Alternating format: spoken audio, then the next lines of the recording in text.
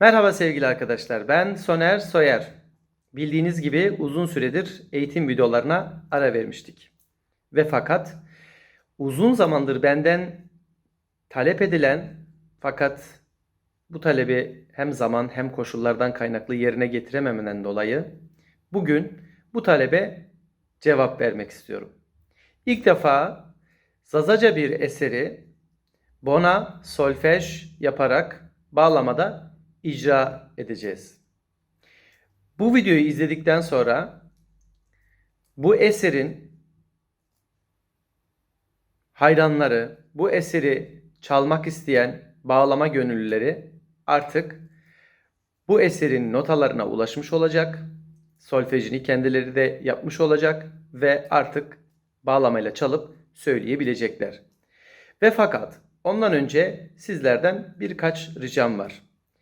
Bizler artık anladık ki YouTube beğeni sayısı çok olan, yorum sayısı çok olan videoları daha çok öne çıkarmaya başlıyor ve daha çok öneriyor. Ve benim sizlerden ricam öncelikle kanalıma abone olan, beni takip eden, videolarımı beğenen ve yorum yapan siz değerli arkadaşlarıma, müzik severlere çok çok teşekkür ederim. İzlediğiniz videoları beğenmeyi ve yorum yapmayı ihmal etmezseniz çok mutlu olurum. Ayrıca videoyu izledikten sonra kanalıma abone değilseniz abone olmanızı öneririm. Beni mutlu etmiş olur.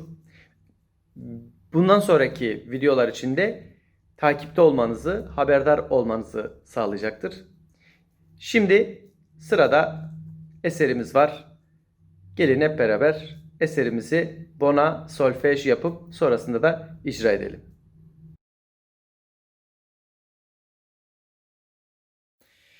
Evet arkadaşlar, eserimiz neydi? 5-8'likti. 1-2, 1-2-3 kalıp şeklinde alıyoruz. Şimdi hazırsanız önce bu eserimizin bonasını yapalım. Sonrasında solfejini yapalım. Sonrasında da sözleriyle beraber okuyalım. Şimdi ilk ölçümüze bakacak olursak ne var orada? Sol, sol, do, si var. Yani sol, sol, do, si. Bir daha tekrarlıyorum. Sol, sol, do, si. Sonraki ölçüde do, la, si, la.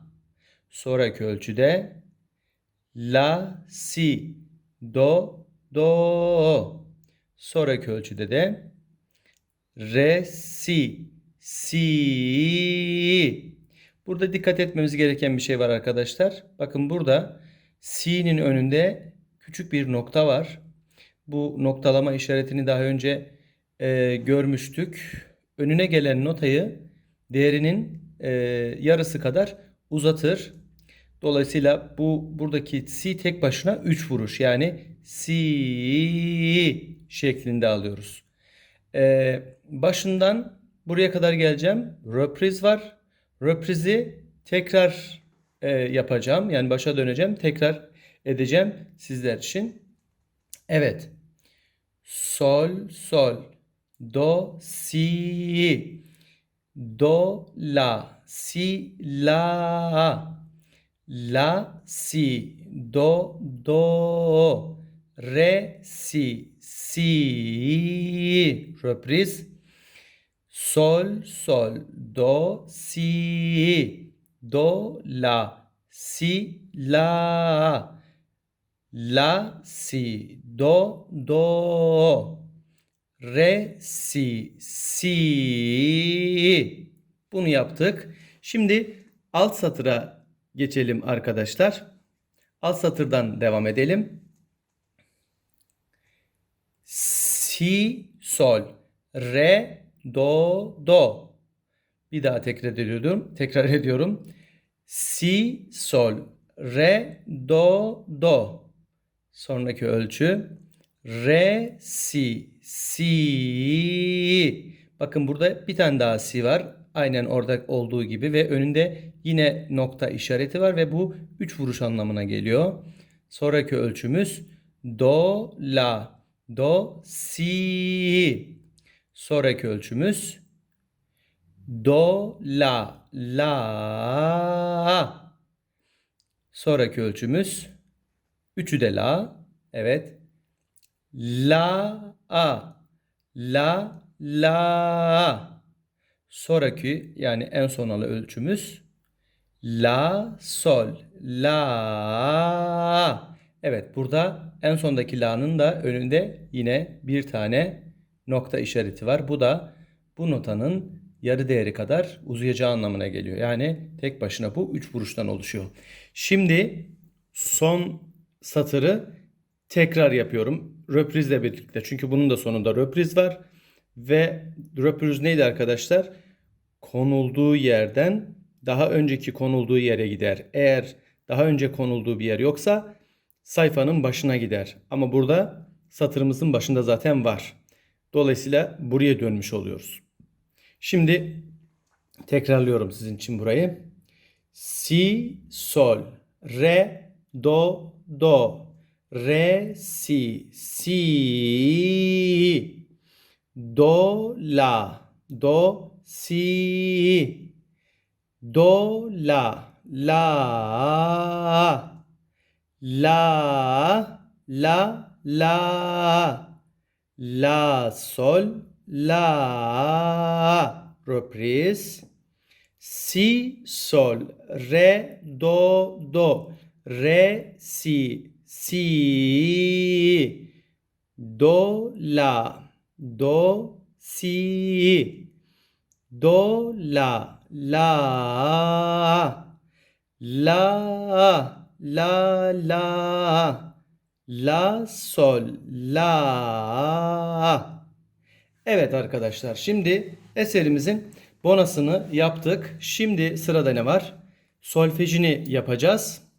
Ben bir ses alayım.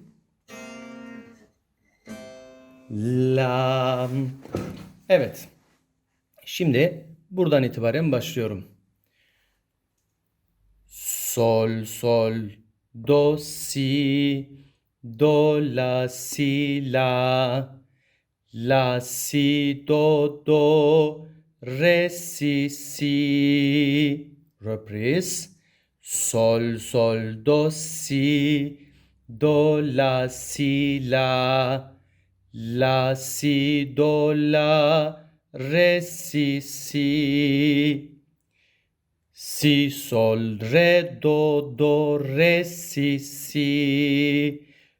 Do, la, do, si, si, la, la. La, sol, la. Si, sol, re, do, re, si, si. Do, la, do, si. Do, la, la, sol, la. Evet arkadaşlar, böylelikle türkümüzün hem bonasını yaptık hem solfejini yaptık. Dilerseniz şimdi ben bu eseri bağlamada size çalıp icra edeyim. Evet arkadaşlar, şimdi de eserimizi bağlamada size solfejde yazdığım, okuduğum gibi icra etmeye çalışacağım. Sol, sol, do, si, do, la, si, la, si, do, re, si, si. Sol, sol, do, si, do, la, si, la, si, do, re, si, si.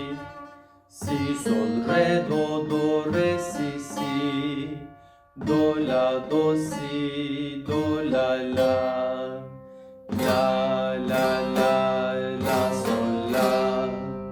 Si, sol, re, do, re, si, si. Do, la, do, si, do, la, la, sol, la. We devano, vano, cevher tore vano. We devano, vano, cevher tore vano. Ekber doman niyo, nihe